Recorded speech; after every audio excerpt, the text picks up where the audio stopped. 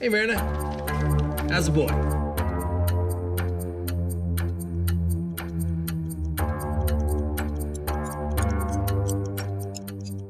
Sebagai fans Breaking Bad Universe, siapa yang gak penasaran jika dua karakter hebat ini bertemu?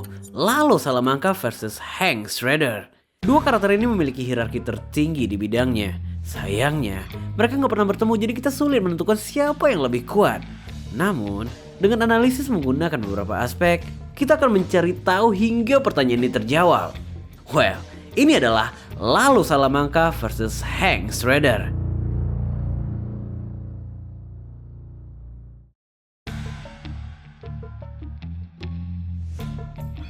Take it. Check it out, Walt.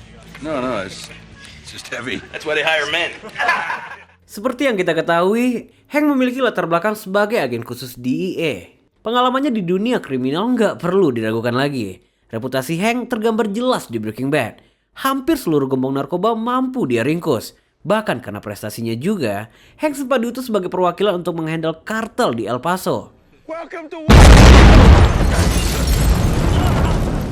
Di akhir cerita, Hank mendapati pangkat tertingginya sebagai ASAG, Assistant Special Agent in Charge, yang dimana itu adalah salah satu pangkat tertinggi untuk seorang agen DEA.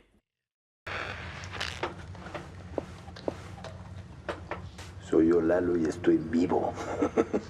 Berbeda kontras dengan Lalo Salamanca aka Jorge de Guzman.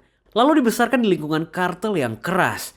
Memang nggak ada dokumentasi spesifik tentang Lalo kecil, tapi kita bisa melihat bagaimana Hector memperlakukan The Twins kecil. Seharusnya nggak jauh berbeda.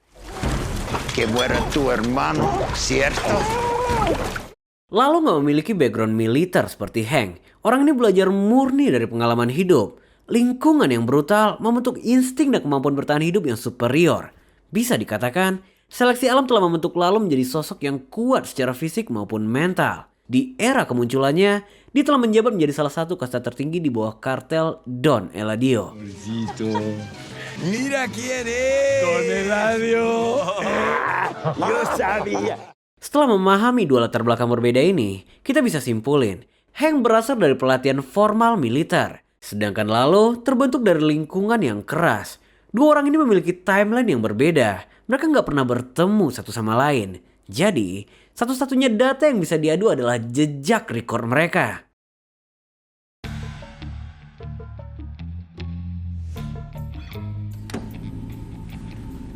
Dimulai dari Hank Shredder. Aksi pertama Hank yang begitu membekas adalah saat dia mengalahkan Tuco Salamanca. Gak bisa dibohongi, teknik Hank dalam menggunakan senjata api benar-benar luar biasa. Senapan laras panjang mampu dia kalahkan hanya dengan sebuah pistol. Akurasi seperti ini tentu hanya bisa didapatkan dari pelatihan militer tingkat tinggi.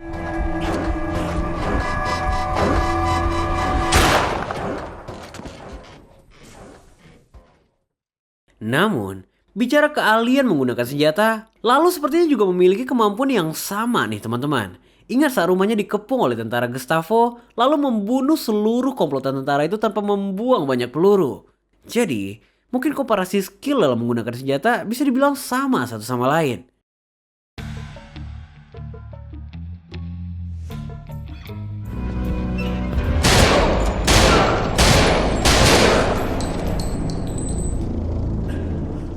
Tapi, gimana kalau sama-sama tanpa senjata? Gimana dengan insting mereka? Nah, ini menarik. Tanpa insting yang brilian, orang-orang seperti mereka ini hidupnya nggak bakalan lama. Insting adalah satu-satunya alasan yang membuat mereka mampu bertahan hidup dalam jangka panjang. Insting yang hebat membuat mereka mampu berpikir cepat dalam membaca situasi.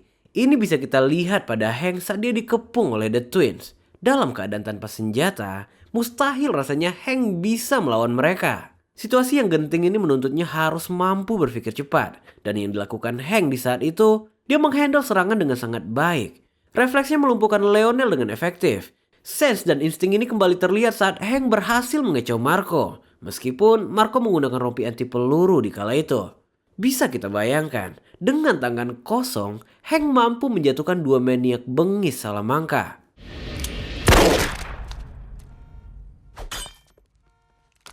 Menarik, karena Lalo juga pernah menghadapi situasi semacam ini. Gustavo di kala itu mengirim pasukan untuk mengepung kediaman Lalo. Tanpa senjata dan kesiapan, lalu diserang oleh komplotan tentara secara brutal. Situasi ini membutuhkan insting, sense, dan refleks yang cepat. Satu kesalahan akan berakhir kematian. Tapi alih-alih terkepung dan terpojok, lalu malah membuat situasi berbalik dalam hitungan detik. Dia menjebak tentara itu di rumahnya hingga semua berakhir tewas mengenaskan. Tanpa insting yang superior, lalu mustahil bisa menghandle situasi semacam ini. Vayan y encuentren por dónde salen.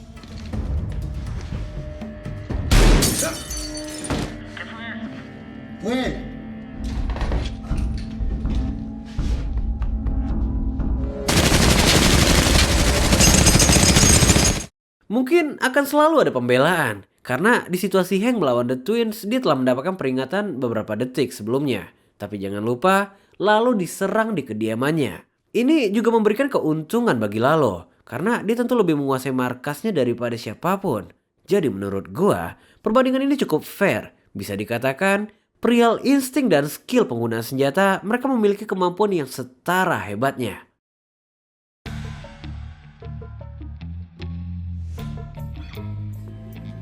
Tapi jika kita berbicara masalah strategi, perbedaan kontras mulai terasa di sini.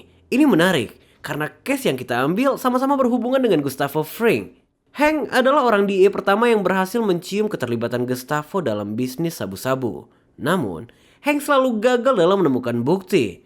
Dimulai dari penempatan GPS hingga pelacakan super lab, semua gagal total. Karena Gustavo telah berada 10 langkah di depannya. Strategi Hank seakan-akan gak bekerja jika berhadapan dengan Gustavo Fring. Thank you. You're very welcome. No, please don't do that. Thanks.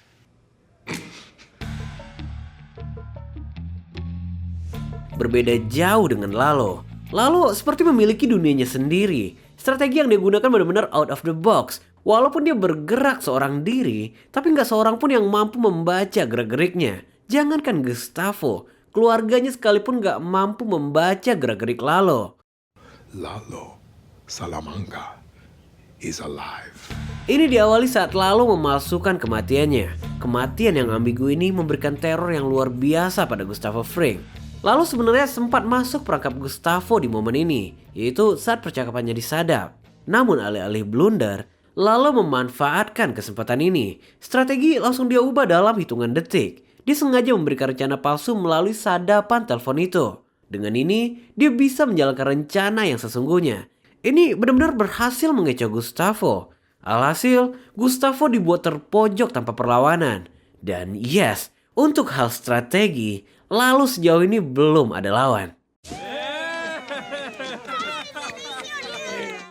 Tapi, akan selalu ada bantahan kan? Yes, memang. Lalu pada akhirnya masuk perangkap Gustavo. Gustavo berhasil menggunakan permainan emosi. Tapi ingat, hal yang kita bahas di sini adalah tentang strategi. Dan aspek berikutnya, kita akan masuk ke dalam kestabilan emosi.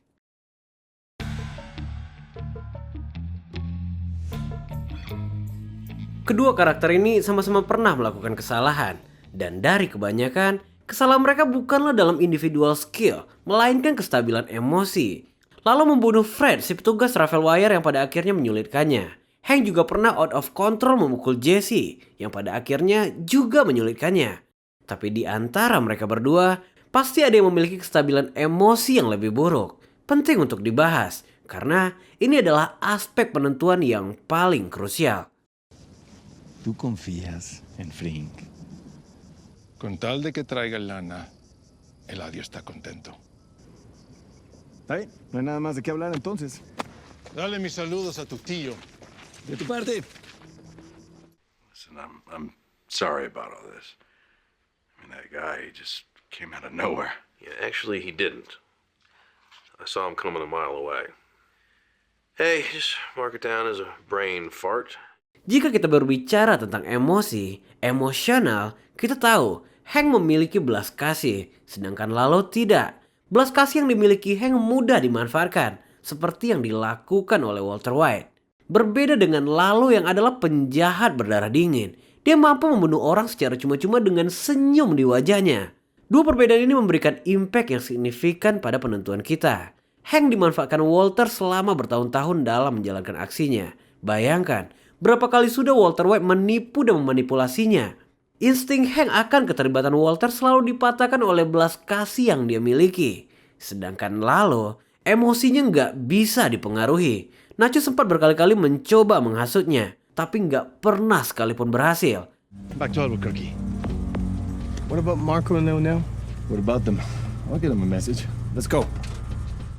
No one's stepping on it, man. We picked the stuff from the chicken farm. We cut it. This shit's not ours, man.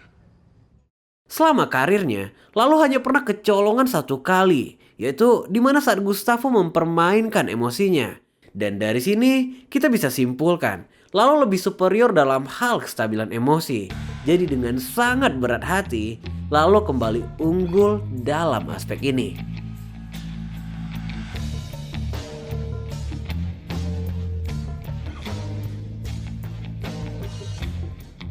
Well, hasil mungkin bisa berbeda sesuai kondisi. Banyak variabel lain yang bisa kita pertimbangkan di luar pembahasan ini. Sebagai contoh, apabila Hank bertemu Lalo dalam tangan kosong, Hank mungkin memiliki kemungkinan menang yang lebih besar. Tapi, kemungkinan hal itu terjadi sangat-sangat kecil. Karena di series ini, gunfight sangat mendominasi. Jadi, apabila skenarionya dibalik, Lalo udah pasti menggunakan strategi yang gak tertebak dan membunuh Hank menggunakan pistolnya. Bagaimanapun, hasil ini hanyalah sebatas analisa berdasarkan jejak record dan beberapa aspek. Kalau menurut teman-teman nih, apakah kalian setuju dengan hasil ini atau mungkin kalian punya analisa sendiri? Feel free, teman-teman bisa tulis di kolom komentar. Well, semoga breakdown ini bisa membuka sedikit teka-teki dan menjawab rasa penasaran. Gua Rev, dan kita bakal ketemu lagi di video selanjutnya. Jangan lupa subscribe.